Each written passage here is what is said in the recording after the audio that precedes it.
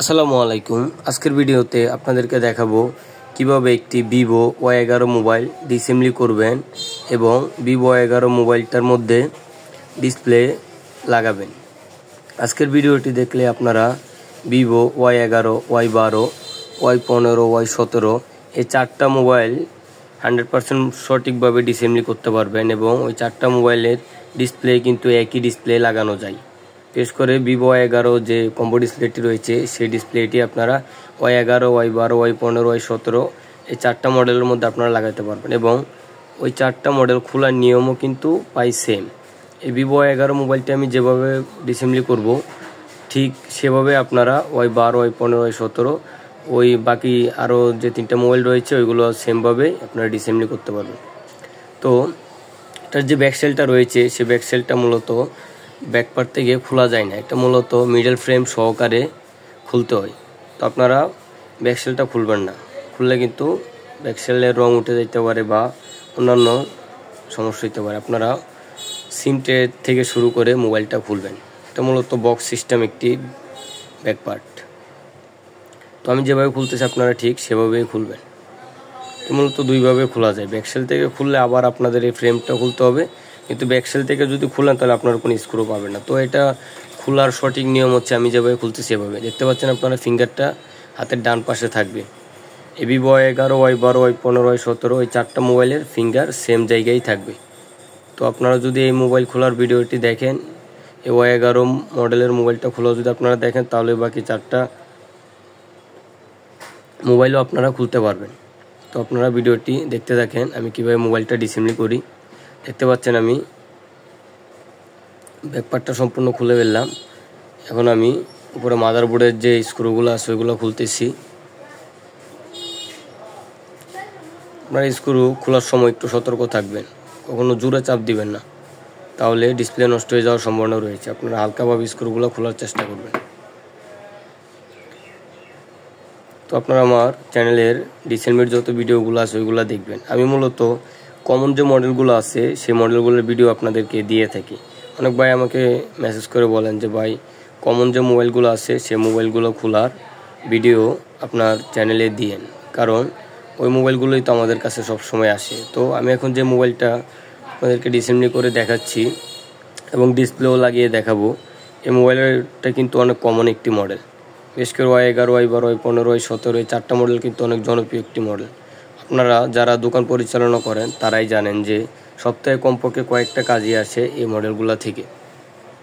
তো আপনারা যদি এই মডেলগুলা সঠিকভাবে খুলতে পারেন এবং ডিসপ্লে লাগাতে পারেন তাহলে কিন্তু আপনাদের মাস শেষে ভালো একটা ইনকাম হবে। আর যেসব নতুন টেকনিশিয়ান বাইরে রয়েছে এখনও জানেন না কোন কোন মোবাইলের মডেলগুলো বাজারে খুব চাহিদা এবং কোন কোন মডেলগুলোর কাজ আমাদের কাছে বেশি আসে, তারা আমার ভিডিওগুলো দেখলে এবং আমার ইনফরমেশনগুলো থেকে অনেক কিছু জানতে পারবেন। দেখতে পাচ্ছেন আমি ব্যাটারি কানেক্টর, ডিসপ্লে কানেক্টর এবং বিটিভি কানেক্টর সবগুলো কীভাবে খুললাম, আপনারাও ঠিক সেভাবে খুলবেন। আর ব্যাটারি খুলতে হলে আপনাদেরকে মূলত আমি যেভাবে ব্যাটারিটা খুললাম সেভাবেই খুলবেন, কারণ এই ব্যাটারিগুলো এত শক্ত আটা দিয়ে লাগানো থাকে না। বিশেষ করে ওপ্পো এবং ভিভো কিছু মডেলের ব্যাটারিগুলো অনেক শক্তভাবে আঠা দিয়ে লাগানো থাকে। এখন আমি মাদারবোর্ডের স্ক্রুগুলো খুলতেছি, আপনারা দেখতে থাকেন।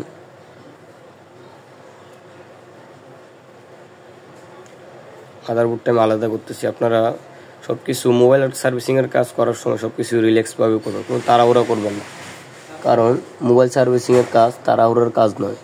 এটা আপনার যদি কোনো কাজ করতে সময় লাগে তাহলে আপনারা সময় নেবেন, কাস্টমার সময় দিতে বাধ্য। কিছু কিছু কাস্টমার আমাদের দোকানে যদি ক্রিটিক্যাল কোনো সমস্যা হয় তাহলে প্রায় এক সপ্তাহের মতো সময় দিয়ে যায়। তো আমরা ঠান্ডা মাথায় সেই কাজটা নিয়ে থাকি এবং ঠান্ডা মাথায় কাজটা করেও থাকি। তখন আমি ডিসপ্লেটা খুলতেছি, দেখতে দেখেন আমি ডিসপ্লেটা কীভাবে খুলি। ডিসপ্লে খোলার নিয়ম হলো সেই ডিসপ্লে ভালো হোক বা খারাপ হোক আপনি থিনার দিয়ে খোলার চেষ্টা করবেন, অল্প থিনার দিবেন। যদি ভালো ডিসপ্লে হয়, যদি বেশি থিনার দেন আপনারা তাহলে থিনার ডিসপ্লের মধ্যে ঢুকে যাবে এবং আপনার ডিসপ্লেটা নষ্ট হয়ে যাওয়ার সম্ভাবনা রয়েছে। বিশেষ করে আর যদি নষ্ট ডিসপ্লে হয় তাহলে সাবধানে খোলার চেষ্টা করবেন, না হলে আপনাদের যে মিডল যে বডিটা রয়েছে সেই বডিটা ভেঙে ডিসপ্লের সাথে উঠে যাওয়ার সম্ভাবনা রয়েছে। দেখতে পাচ্ছেন আমি থিনার দিলাম, থিনার দিয়ে তারপর আস্তে আস্তে করে ডিসপ্লেটা উঠাইতেছি। আপনারাও ঠিক এভাবেই ডিসপ্লেটা উঠাবেন, তাহলে আপনাদের মিডল যে বডিটা থাকবে মোবাইলের, ওইটা কোনো ক্ষতি হওয়ার থেকে বেঁচে যাবে। আর যদি টানাটানি করেন তাহলে মিডলের বডিটা সহকারে ভেঙে উঠে ডিসপ্লের সাথে উঠে আসবে। তো দেখতে পাচ্ছেন আমি কীভাবে খুললাম, আপনারাও ঠিক সেভাবেই খুলবেন। এখন আমি এই মোবাইলটার ডিসপ্লে যেহেতু চেঞ্জ করব, তো মোবাইলটা আগে আমি পরিষ্কার করে নিব চারপাশ। টুইজার দিয়ে আপনারা চারপাশ পরিষ্কার করে নেবেন। আমি যেভাবে করতেছি আপনারা ঠিক সেভাবে পরিষ্কার করবেন, তাহলে অনেক সুন্দরভাবে পরিষ্কার হবে। দেখতে পাচ্ছেন আমি অনেক ভালোভাবে ডিসপ্লেটা ফ্রেমটা পরিষ্কার করে নিলাম। আপনারাও ঠিক সেভাবে পরিষ্কার করবেন। তো এখন আমি এখানে গাম দিব। আপনারা অনেকেই আমাকে কমেন্ট করেন যে ভাই ডিসপ্লে লাগানো কোন আঠাটা সবচেয়ে ভালো। আমি যে আঠাটা ব্যবহার করতেছি সেটাই আমার কাছে সবথেকে ভালো মনে হয়েছে, আপনারাও সেটাই ব্যবহার করতে পারেন। আঠাটার নাম হলো YZT7000 ব্ল্যাক। আপনারাও ঠিক এই আঠাটাই ব্যবহার করার চেষ্টা করবেন। আঠাটা অনেক ভালো একটি আঠা এবং অনেক তাড়াতাড়ি শুকিয়েও যায়। তো আমি যেভাবে ডিসপ্লের চারপাশে গাম দিতেছি আপনারাও ঠিক সম পরিমাণে গাম দিবেন, কম বেশি দিবেন না।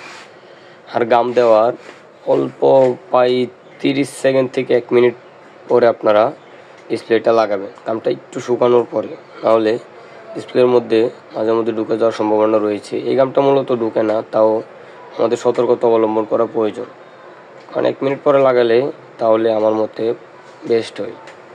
আপনারা দেখতে পাচ্ছেন আমি যেভাবে লাগালাম, আপনারাও ঠিক সেভাবেই লাগাবেন। এবং যে কানেক্টরটা রয়েছে ডিসপ্লে কানেক্টরটা সুন্দরভাবে ফিটিং দেবেন, কোনো লুজ কানেকশন দিবেন না, তাহলে ডিসপ্লের সমস্যা হতে পারে। কানেকশনটা ঠিকভাবে দেওয়ার পরে আপনারা রেবনটাকে সুন্দরভাবে বাস করে, আমি যেভাবে করতেছি যেভাবে সুন্দর হয় আপনারা ঠিক সেভাবেই করে তারপর উপরের যে পলিটা রয়েছে সে পলিটা দিয়ে ঢেকে দিবেন। তারপর আপনারা এখানে গাম দিয়ে ব্যাটারিটা ফিটিং করে নেবেন। পলিটা দিলে আপনাদের ডিসপ্লে রেবনটা সুরক্ষিত থাকে, নাহলে যদি তার উপরেও আপনারা গাম দিয়ে যান তাহলে রেবন বা ব্যাটারি এগুলার কোনো সমস্যা হতে পারে। তবে পলি দিয়ে আপনারা সবসময় ঢেকে নেওয়ার চেষ্টা করবেন। এখন আপনারা ব্যাটারিটা লাগাবেন। ব্যাটারিটা লাগানোর অল্প কিছুক্ষণ পর আপনারা মোবাইলটা চালু করবেন, বিশেষ করে 30 সেকেন্ড থেকে 1 মিনিট পর। গামটা একটু শুকানোর পরে আমার মতে মোবাইলটা চালু করা দরকার। আর বিশেষ করে নতুন ডিসপ্লে লাগানোর আগে একবার ডিসপ্লেটা চেক করে নেবেন। আমি আগে একবার চেক করে নিয়েছিলাম, তখন আমি ফিটিং দিয়েছি। ফিটিং দেওয়ার পর দেখতে পাচ্ছেন মোবাইলটা চালু হয়েছে, ডিসপ্লেটারও আলো আসছে। তো আপনারা মূলত এভাবে একটি মোবাইলের ডিসপ্লে লাগাবেন। তো আমার চ্যানেলের ভিডিওগুলো যদি আপনাদের ভালো লাগে তাহলে আমার চ্যানেলের ভিডিওগুলোতে আপনারা লাইক দিবেন, বন্ধুদের সাথে শেয়ার করবেন এবং আমার চ্যানেলটা সাবস্ক্রাইব করে রাখবেন। আর আপনারা কেমন ধরনের ভিডিও চান তা আমাকে কমেন্ট করে বলবেন। আর যদি ব্যক্তিগত প্রয়োজন আমার সাথে যোগাযোগ করতে চান তাহলে কমেন্ট করে আমার হোয়াটসঅ্যাপ নাম্বার চাইবেন, আমি আপনাদেরকে হোয়াটসঅ্যাপ নাম্বার দিব। তো দেখতে পাচ্ছেন ডিসপ্লেটা ঠিকভাবে কাজ করছে। সঠিক নিয়মে যদি আপনারা ডিসপ্লে লাগাতে পারেন তাহলে 100% সবগুলো ডিসপ্লে কাজ করবে। বিশেষ করে ভিভো কিছু মোবাইল আছে যেগুলা ডবল রেবনের ডিসপ্লে, সেগুলো মূলত সমস্যা দিতে পারে, কিন্তু সিঙ্গেল রেবনের যে ডিসপ্লেগুলো রয়েছে সেগুলো প্রায়ই কম সময় সমস্যা দেয়। যদি লাগানোর নিয়মটা আপনাদের সঠিক থাকে তাহলে 100% আপনাদের ডিসপ্লে সাপোর্ট করবে। তো আমার চ্যানেলের ভিডিওগুলো আপনারা সবসময় দেখবেন। আসসালামু আলাইকুম।